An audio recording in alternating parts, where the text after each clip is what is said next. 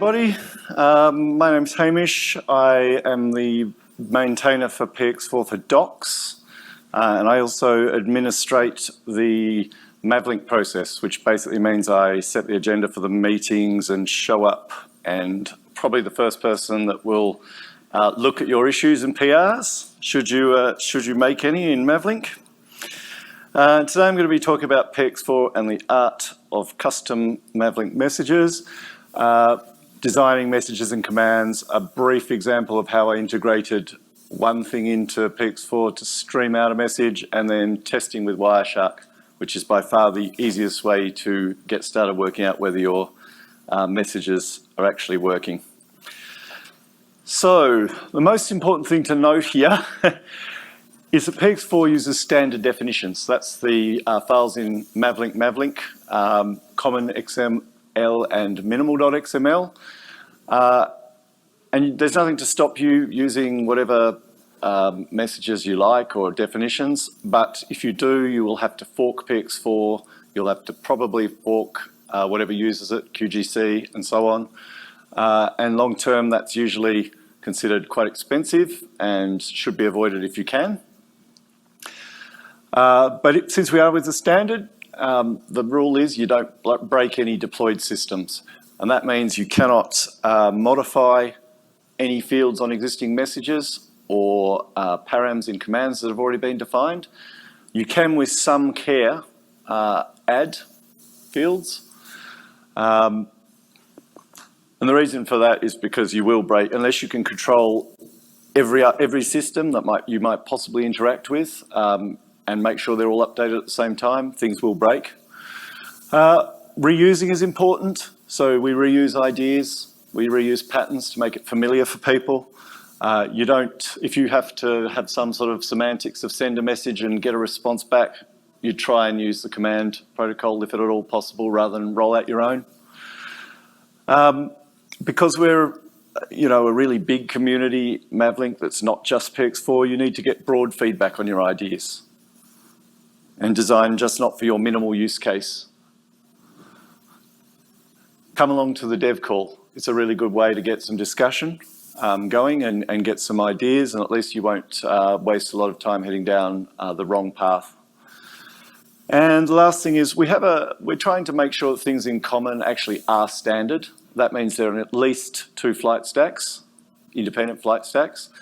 And so you need to be prepared to implement what you're doing and document it well enough for somebody else to reproduce the work.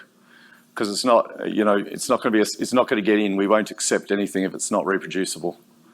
And Beck could tell you that it's a bit of a process. It is not easy, but it's a hell of a lot less than forking PX4.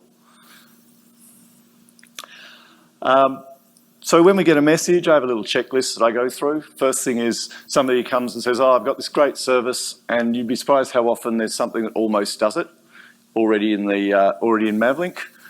So the first thing I'll do is check for a match or a close match. Sometimes, there's something fairly close, so we look at whether we can extend safely, basically making sure that non-updated systems interwork okay. But also sometimes, yes, you can extend it, but it makes the whole thing inefficient and nobody wants to pay the costs. So at that point, we may have to decide that we'll actually need a new message or a new framework. And then the next step is we check the stakeholder dialects if you can't find one in common, because it's much better to take something that's already tried and tested, and you're already halfway to your 2 supported flight stacks. So that's the first thing, and only when I've done all that do I look at new definitions.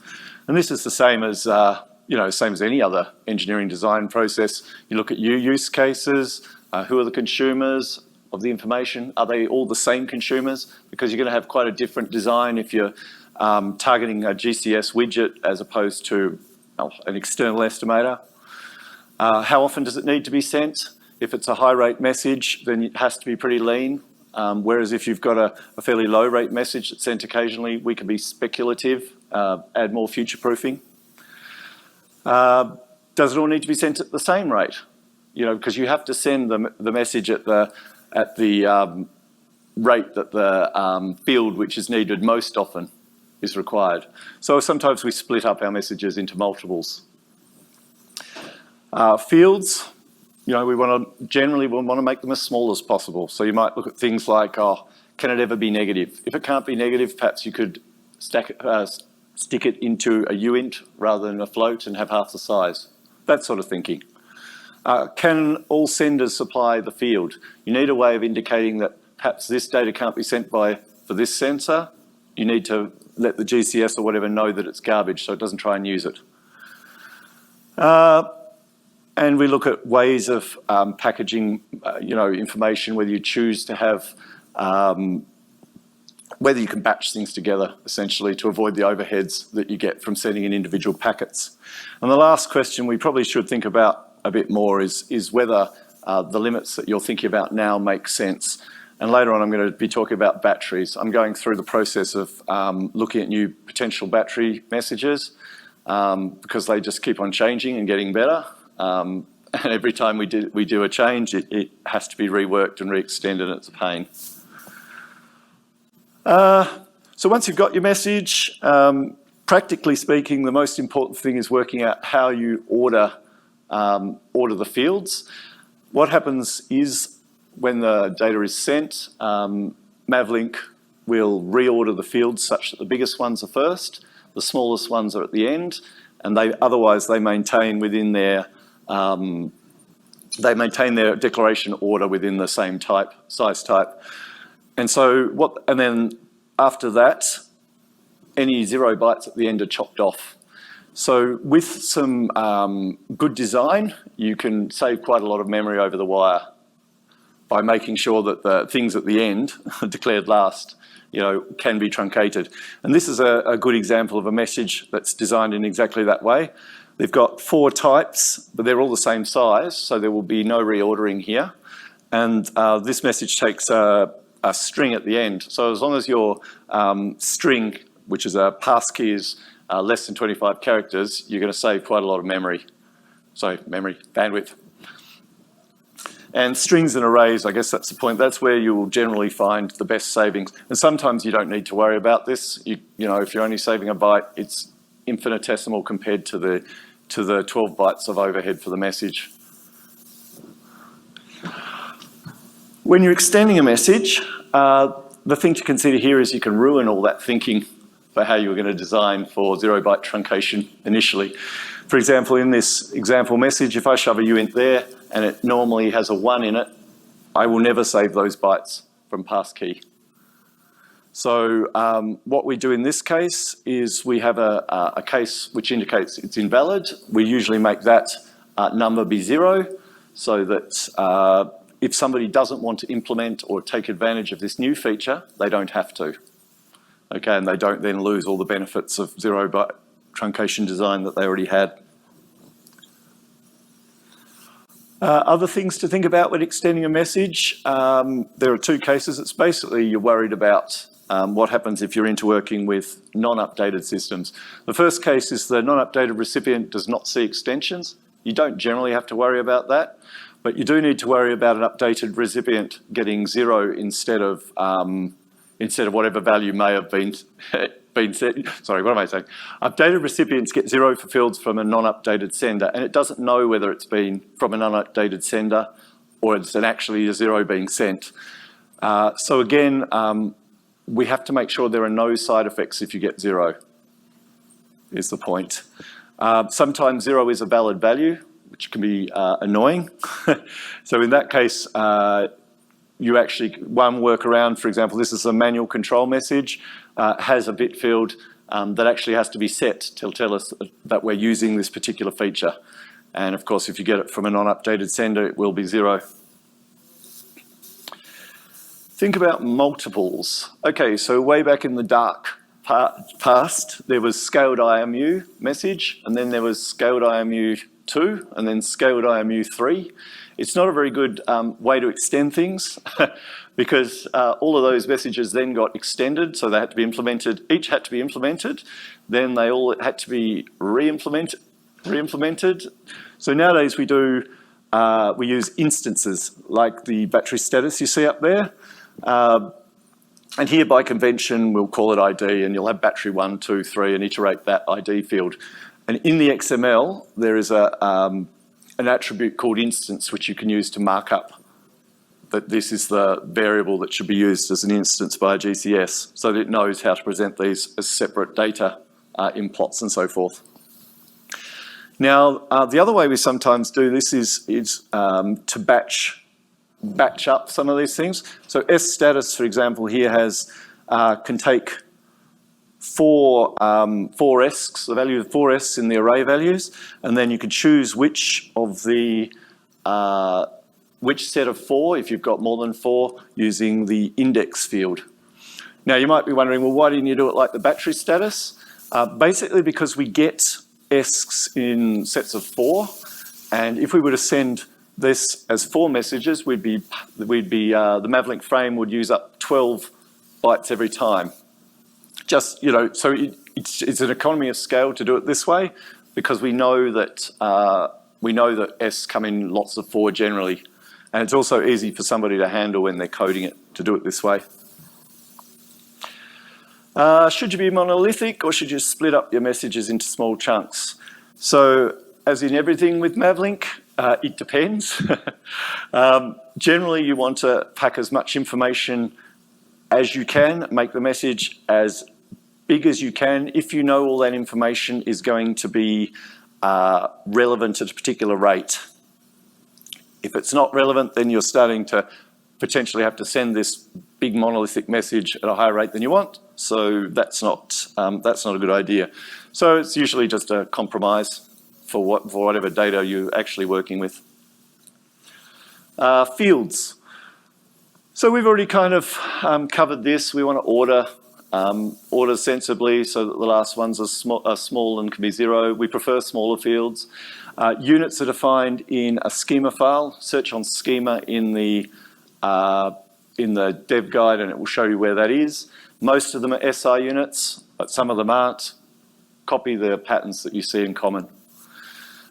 If you've got fields which have a set number of values, generally we'll use an enum. If you've got 1 or 2, 0 does this, 1 does this, don't bother. But if you've got more than 2 or 3, you definitely should use enums. Earlier I was talking about sometimes you can't supply data. You need to be able to tell the GCS what that is, what value means ignore me. And we do that in the XML using the invalid attribute and setting the value that we want it to ignore. Generally we like that to be 0. Rule of thumb, if it can be 0, make it 0, but only if that makes sense. That's for 0-byte truncation, obviously, but for floats, your fallback is not a number. For ints or uints, the maximum size value is a good backup if you can't use 0. And extensions may have to use 0 anyway, because you do want that for 0-byte truncation. In that case, the common pattern is to say 0 is 0, 0 is invalid, and if you want to actually say the value is 0, then you would say use 1 or the smallest possible. Commands, I'm going to say very little about these. Basically, these are 7 parameters that are embedded in either the message command int or command long, and that's the first thing you need to do is check whether it will work in both of those message types, because params 5 and 6 on a command int are integers, and if you send it in a command long, they're floats, and so not all values work each way. The second thing is think about who the recipients will be. Not every message works as nice as you might think on a VTOL that would work on a copter, and so sometimes it's obvious you're simply not going to support it, but if it can potentially be supported, try and be unambiguous about how it should behave. And also MAV commands can be used in missions, and it's worth thinking about up front whether you what the semantics are if it is used in a mission, or whether it can or cannot, because if you don't, somebody's going to do it anyway, and it could well behave unexpectedly. And then once it's standardized or expected behavior, it's quite hard to change. Oh, that last point, it doesn't matter. This one's hard to explain, but when you when you declare create a command, often you'll have a whole bunch of empty params you don't need. This is a suggestion that one of those empty params should be defined like this, one of the float ones, with a default of NAN. And the reason for that is by default, all params are sent as 0 by, say, a GCS. And so later on, if you say you want to use that parameter for something else, you have to use 0 for the do nothing value. Because if you don't use 0, then if it's sent by something that hasn't been updated, you'll be commanding it to do something unintentionally. What this allows is for you to choose to use NAN later on, and then you can use 0 as a valid value. Okay, I'm talking very fast because I'm about twice as far as long as I normally am. So integrating into PX4. So this talk came about because we're updating the batteries, and I wanted to test some of the documentation and make sure it actually worked. And so I thought I would integrate into PX4 myself, and it does work. So I'm going to tell you right now, everything I'm covering today, you can go and look in our docs, and they do cover it. So batteries. Battery information originally appeared in sys status, message number 1. That's actually the second message in MAVLink. This is a little bit, I don't know what the word is. It's like you can't really rely on it. You can rely on it 90% of the time, but it really assumes there's only one battery in the system.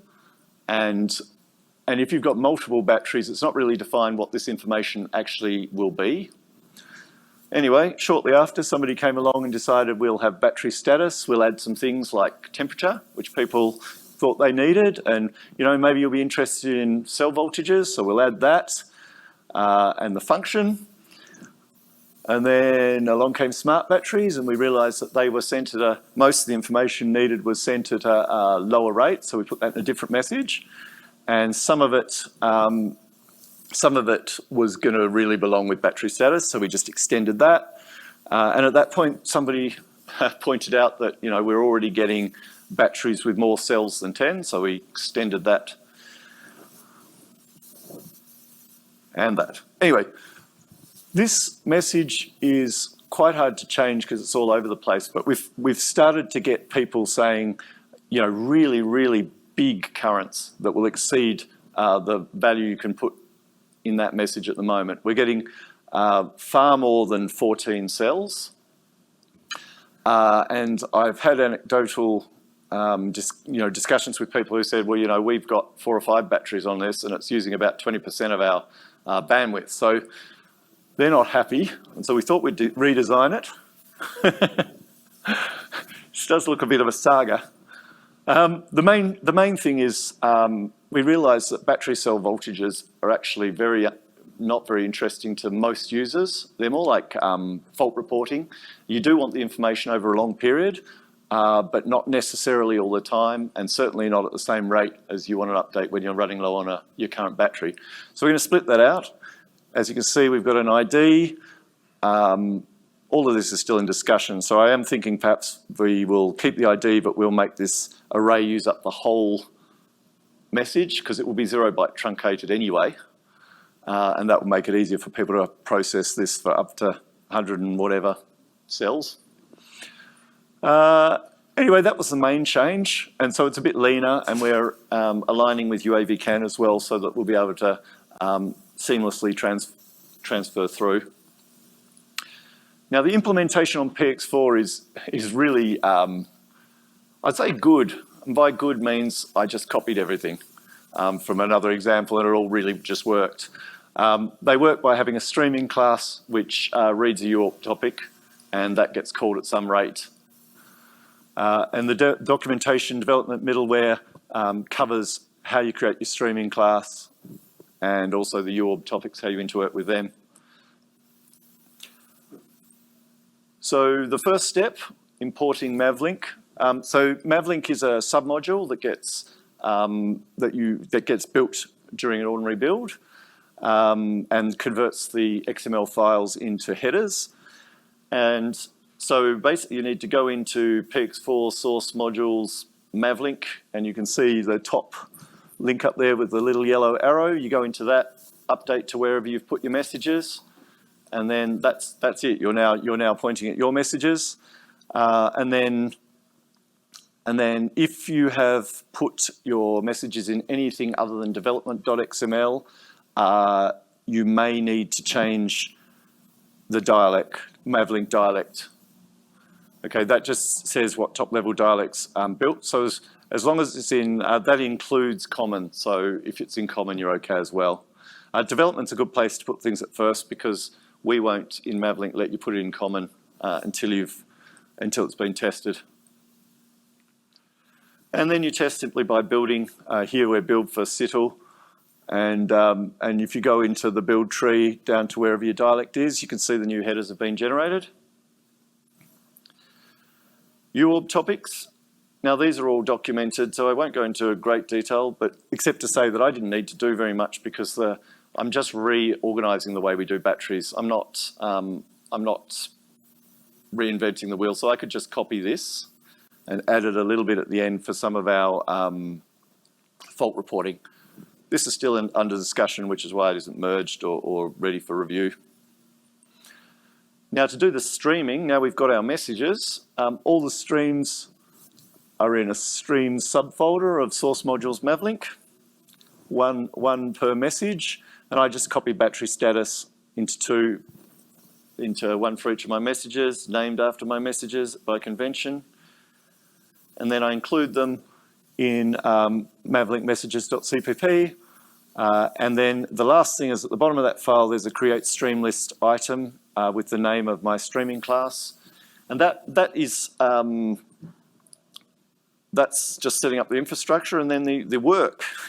The work is dead easy too, because most of it's boilerplate. All I had to do was through this top section, I had to rename my class, which is derived from MAVLink stream. The other things you can see, if you just look at it, you can recognize it's just whatever name of your message is, whatever the size of the message is, which you get from their header files. And the only bit that requires work is the send at the bottom. I don't expect you to see this, but if you look at them, they're all the same. You subscribe to a UORB topic, you create a message, you copy from UORB into the message, and you set the values that are the invalid value to the uint or the nan or whatever it has to be, and then you just send it. And this class then gets called whenever the message needs to be streamed. And that's it. You don't need to do anything else from the perspective of streaming. You just have to tell the system that you want to stream. You can do that by sending in a MAVLink command set interval, or you can, as I've done here in MAVLink main.cpp, there is a mode switch, and MAVLink mode normal is the mode for sending to a GCS. There's a couple of other modes, like if you want to send it out in off-board or whatever, and you just add it there. Now I'm going to have to get some advice from somebody what's the right way to do the switch over, because we don't want to send both battery messages, but it's a problem for another day. Okay, and that's it for that bit. I really wanted to cover the testing with Wireshark because it was epiphany for me. I keep on getting people saying, "Oh, can I use this in QGC as a testing thingy, and just look for my new message in MAVLink Inspector?" And the answer is yes, but you have to build QGC with the new libraries. So you're creating an extra dependency, two things you can screw up. And I don't know about you guys who's built QGC, but just I found it quite challenging to get working. So it's much easier just to use Wireshark because there's no coding. You build essentially you build MAVLink using MavGen, the tools that are well documented in the same way that PX4 does, but you build a Lua plugin which recognizes your new MAVLink messages. Again, documented. I was going to do it live, but I didn't trust myself for it all to work on this crappy machine. So this is just proof it works. I'm calling MavGen and specifying lang w Lua, and that creates a plugin. I opened up my file that it generated. I can see that it now understands these two new messages. Most people won't need to do this last step, which is add where it looks, the interfaces it looks at. because I use WSL to run on Windows to run the simulator, I had to add this, this last UDP dissector.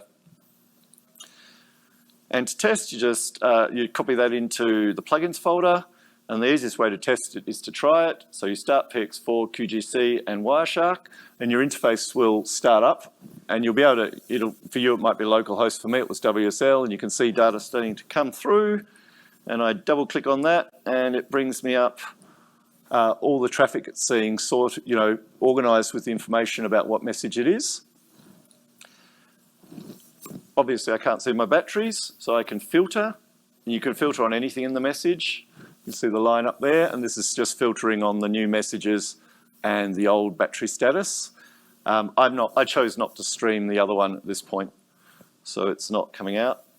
And you double click on any of the messages and you have a look at them. And from this I can see that I have matching values from the old and the new. Some of them are garbage, but that's because they're garbage coming out. So I think I'm in a pretty good position to do more testing, and there will be more work, but it's close. Wow, that was a lot faster than I thought. Cool. So that's it. Are there any questions? So you did mention MAVGen once, and I've used it to create the include files necessary, but you didn't seem to do that in your original demonstration. You just edited the HPP file directly. Yep. Okay. So the HPP files that I edited were PX4 files. So they had already included the headers that are generated. Okay, so you still need to generate the .h file with MAVLink before you do that step. Yes and no. Okay. Yes, it has to be done, but you don't need to do it. It gets done automatically. In master, it gets done automatically when you build. So now this is a recent change. It used to be, so if you were in 1.12, it would import pre-build libraries. Okay, and I think it might still be able to do that. No, MAVSDK can still do that if it wants. But this is much easier because you always know that you previously you would have to build it yourself, then you would have to your own version with your own messages, and then you would have to import it. It was a real pain. This is a lot easier. So 1.13 and higher now does it for you? Should do. I haven't tried 1.13 with this build, but I would be very surprised if it doesn't. Okay. Anybody else?